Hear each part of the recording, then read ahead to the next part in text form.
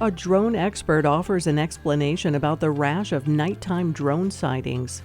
A new addition is coming to the state capitol complex, and Oklahoma doctors are testing a new option for women who can't get pregnant.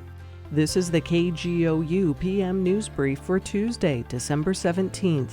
I'm Deborah Shar. An Oklahoma drone expert says aircraft are likely being mistaken for drones. The FBI says it recently received more than 5,000 reports of drone sightings, mainly in northeastern states. Jamie Jacob of Oklahoma State University has spent decades in aerospace research. He says, unlike aircraft, drones are easy to conceal. If you're going to use a drone for nefarious purposes, the first thing you would do is turn off the navigation lights, because then it makes the drone almost invisible at night. Very, very difficult to see and very difficult to hear. Most drones are going to be relatively quiet once they get up to 400 feet and above. Drones are required to emit unique signals. Officials say better ways for the public to identify drone operators are coming soon. Oklahoma City's iconic Gold Dome is a step closer to being revived as a concert venue. KGOU's Nick Daniels has this update. The Class and Corridor Revitalization TIF Review Committee approved a $3 million taxpayer-funded loan for renovations on Monday. Tulsa music venue operator and promoter Mike Brown is leading the project. Brown aims to preserve the structure, estimating a total renovation cost of $10 million. Brown anticipates the 3,000-seat venue would host 65 events annually, generating around $1 million in revenue. The proposal will now go before the city's Economic Development Trust for approval before heading to the City Council.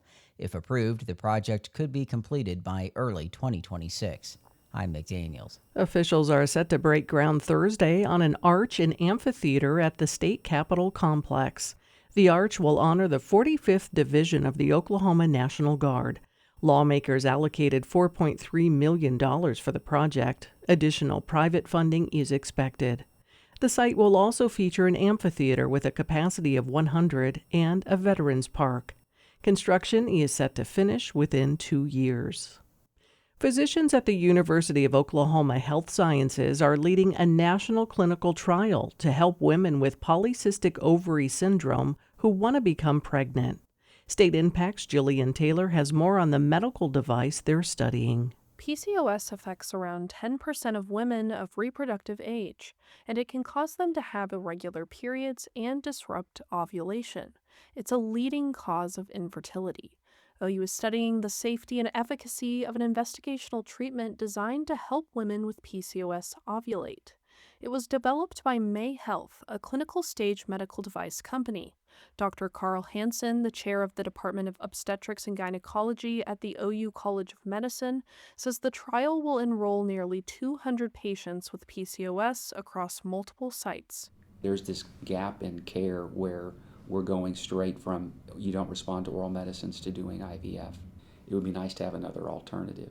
The study is being co-led by OU and the University of Pennsylvania. For State Impact, I'm Jillian Taylor. You can find more Oklahoma news on our website, kgou.org, and on the KGOU AM News Brief podcast.